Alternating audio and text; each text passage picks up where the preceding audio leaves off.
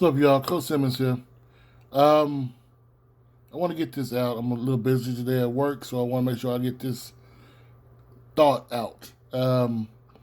We know that Coach Taylor is now the head coach over Jackson State, and people want to know what does that mean. Well, it means, quite simply put, Coach Taylor has a chance to make his team tailor-made.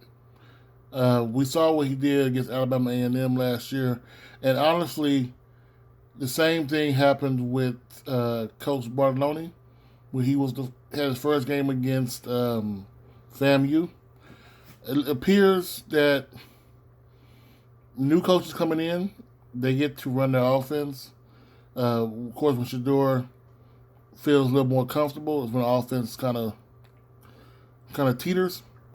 But what we're going to see coming up next year is a wide open offense. He will have to get a quarterback.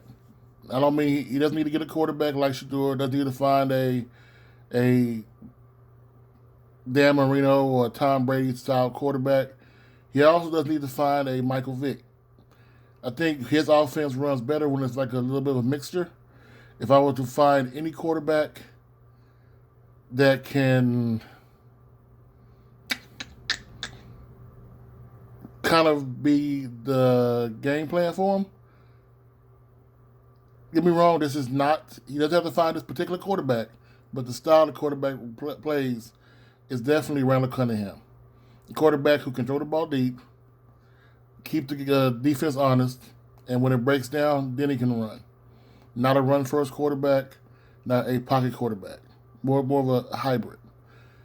Once he gets quarterback in, we'll see how many kids stay. Because honestly put, Jackson State's third-string receivers could have started at most of the SWAC last year. Their third-string cornerbacks could have started at most of the SWAC last year.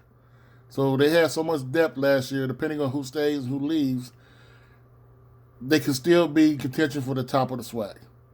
I do think the game against FAMU will be a lot closer. They may actually lose, which I know a lot of people.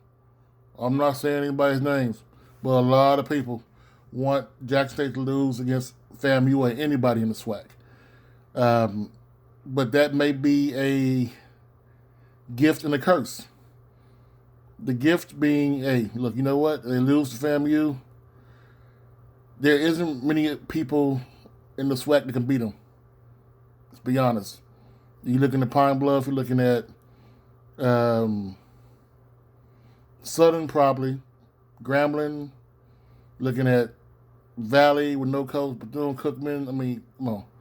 There's not many teams besides FAMU, possibly Alabama State, can beat Jackson State in their division. So that will be the curse will be the loss of FAMU. The gift would be, I know you hate to say this shit, if Jackson State loses to FAMU and then wins, let's say they lose two games. Say they lose to FAMU and Southern, but they beat SC State, they beat Texas State, Jackson State will be in the playoffs. So that would be the gift. The good thing about Coach Palm leaving, the SWAC will be a little more competitive.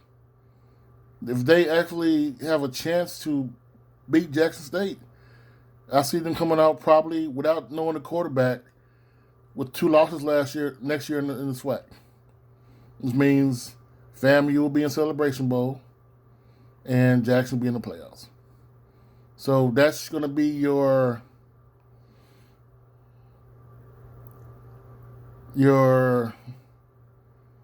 consolation prize. You get to go to the playoffs. And I do believe if Jackson State gets in the playoffs next year, depending on who the quarterback is, they have a shot to actually win a game.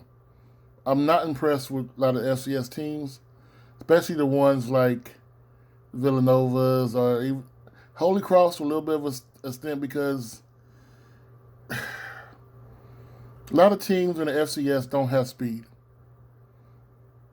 I'll be honest with you. A lot of teams don't have speed. The biggest difference between the SWAC schools and other schools is not the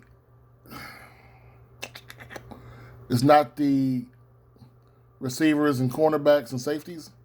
It's the quarterbacks and that line. Jackson State's line is much improved over last year. Next year, TC knows what they need to get. If they can have the line be halfway as good as they were this year, they'll still be one of the top 3 lines in the SWAC. Honestly. Because people keep saying they're going to fall off. But let's not forget, the SWAC is not the SEC. The SWAC has lots of games that are very winnable. If I were to make a suggestion, I mean, PV will be better next year. Southern will be better. Alabama A&M will be, they have to be better. Bama State, if everybody stays and comes back, will be better, and FAMU would damn sure be better. Even with them losing people like Land and whatever, it's will be a better team next year. So what do you think? What I'm looking at is, quite frankly, this is a chance for TC Taylor to make his team tailor-made. Tailor-made for his offense.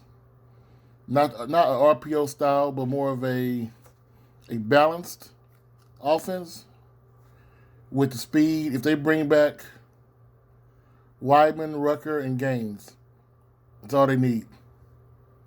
Those 3 will still be the best receiving core in the SWAC. And you can bank on that shit. Coach Simmons, I'll talk to y'all later.